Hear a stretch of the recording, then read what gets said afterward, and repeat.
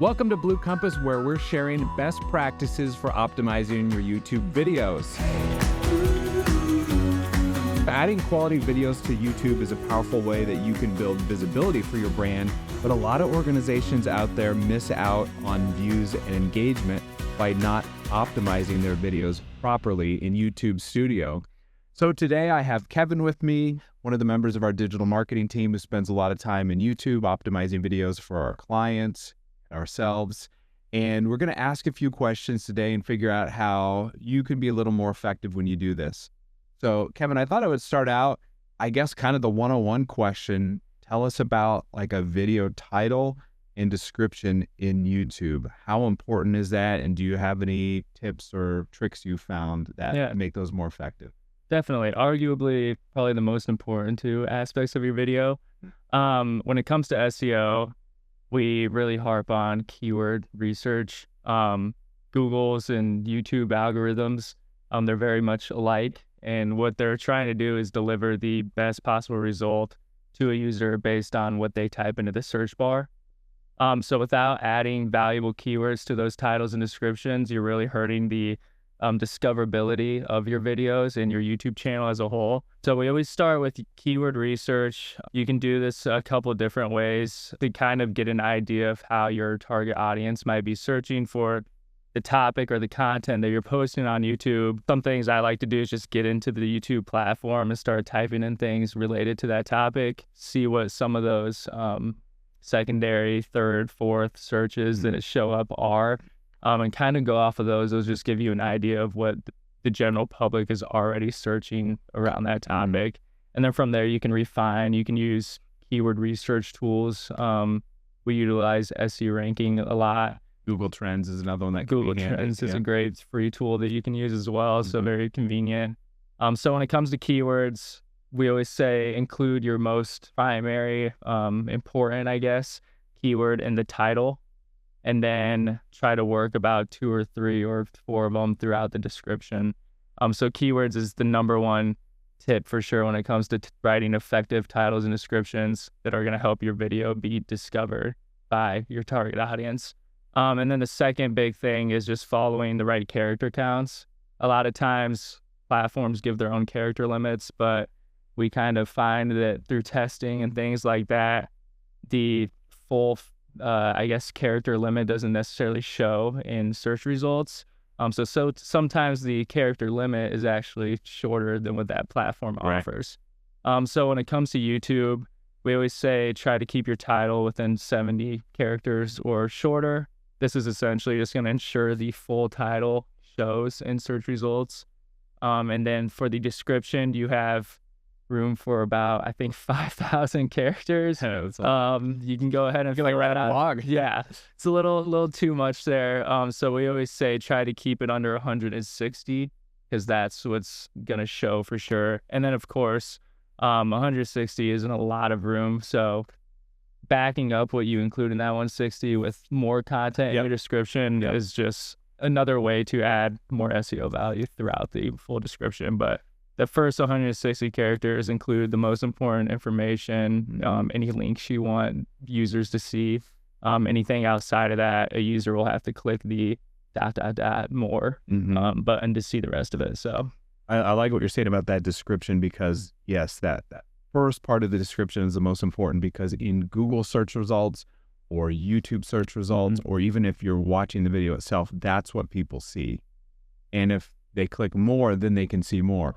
But regardless, YouTube's algorithm can see the whole description. Yes. And so there is a value in expanding it beyond that initial couple sentences or so. Definitely. And, and again, using some more of those keywords. So like if you're a golf instructor and you're putting golf videos out there because you're trying to get more students to come, using the right terms of, a golf teacher, golf instructor, whatever that might be throughout can be really valuable. Yeah. Those keywords are important. Yeah. And you kind of just made a great point there. Is we always like to try and, put ourselves in the general public shoes. So like there's a lot of industry terms you might use as an expert of your field that the general public isn't going to know. Sure. So when you are doing keyword research, it's very important to think about how your target audience will be searching for it and not necessarily how you would be searching for a certain topic. Yeah. So So again, with the golf instructor example, like if you put a video up about how, you know more about golf than I do, but like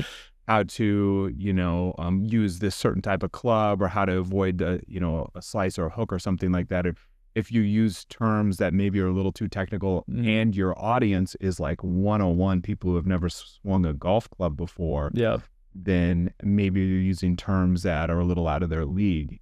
And so you have to think, who do you want to watch this video? Yeah. And what is their education level when it comes to, whatever organization, whatever service line, whatever product you have. Exactly. Yep. So Kevin, you mentioned adding links to the description, and that's incredibly important. A lot of people miss that. But ideally, you want people to go back to your website. You want to send people to your website pages. That's where they're most likely to, engage with your brand, hear your story, and ultimately convert, So that's important, but don't just put www. Put https:///www.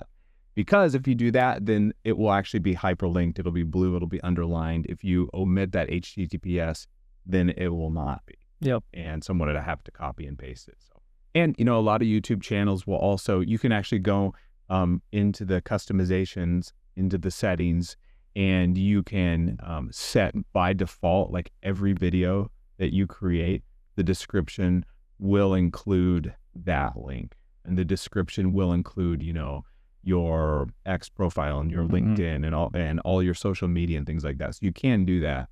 Okay, Kevin, tell us about timestamps. What are YouTube's timestamps, also known as chapters?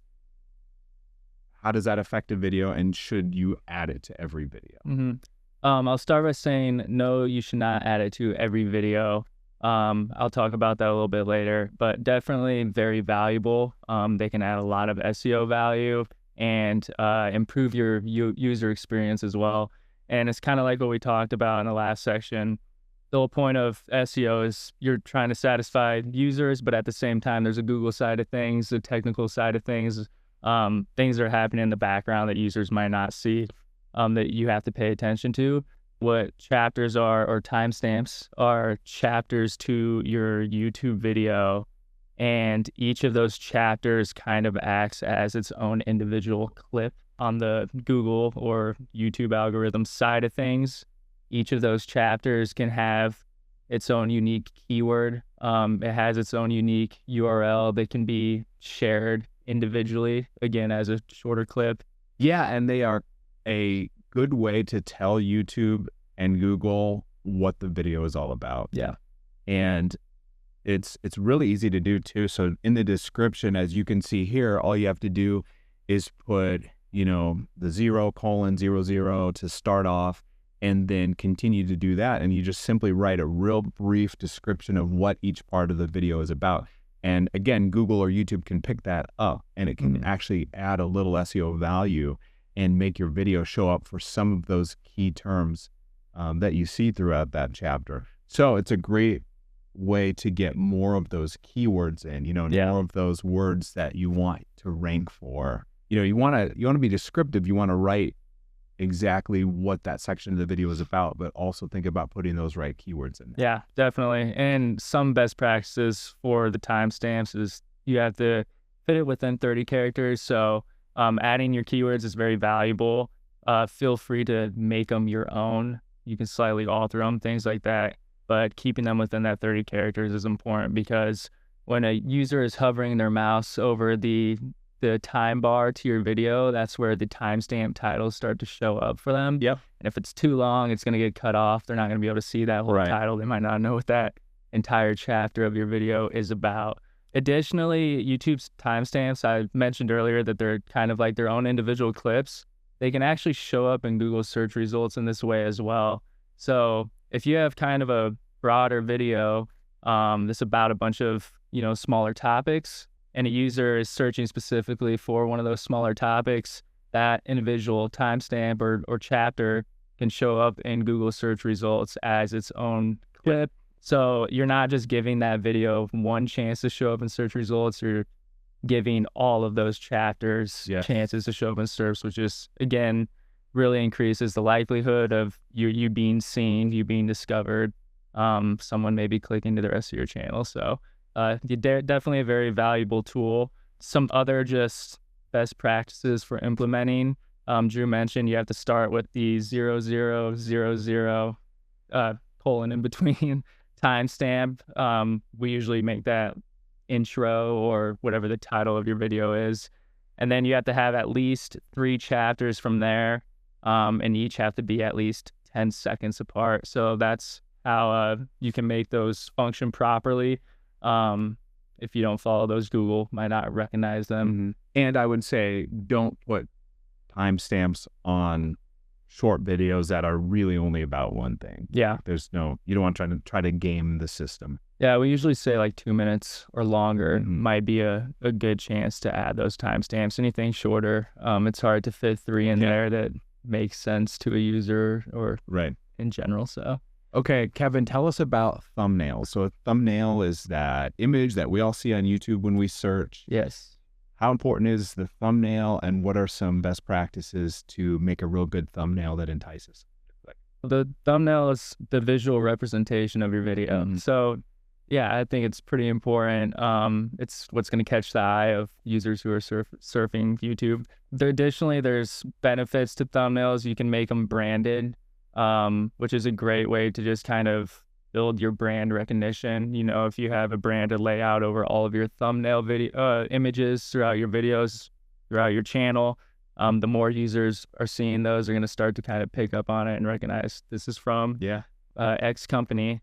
Going off of that, you can have multiple thumbnail templates, which you can use to decipher the different YouTube video playlists that you might have. So if we at Blue Compass have a playlist about web development and design, and then another playlist about SEO, and then another one about user experience, and we want to kind of decipher or help users decipher between those 3 different playlists, we might have a different template for each. So it's just a great way to build that brand recognition.